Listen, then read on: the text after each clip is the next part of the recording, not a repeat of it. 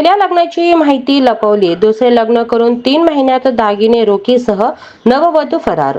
मंगळवेढा तालुक्यातील भावची येथे विवाहाच्या नावाखाली फसवणूक झाल्याचा धक्कादायक प्रकार समोर आला आहे. पहिल्या पतीपासून मुलगी असल्याची माहिती लपवून दुसरे लग्न लावून दिल्यानंतर नवविवाहित महिला 3 महिन्यातच घरातील सोन्याचे दागिने आणि रोख रक्कम घेऊन फरार झाल्याची तक्रार मंगळवेढा पोलिसात दाखल झाली आहे.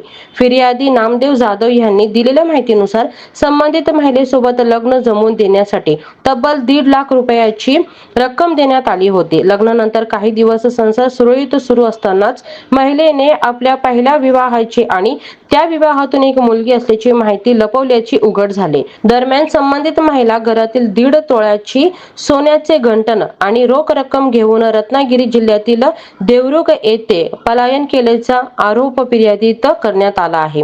या प्रकरणी नववधूसह लग्न जमवून देणाऱ्या तिघांविरोधात मंगळवेढा पोलीस ठाण्यात आर्थिक फसवणुकीचा गुन्हा दाखल करण्यात आला असून पोलीस पुढील तपास करत आहेत.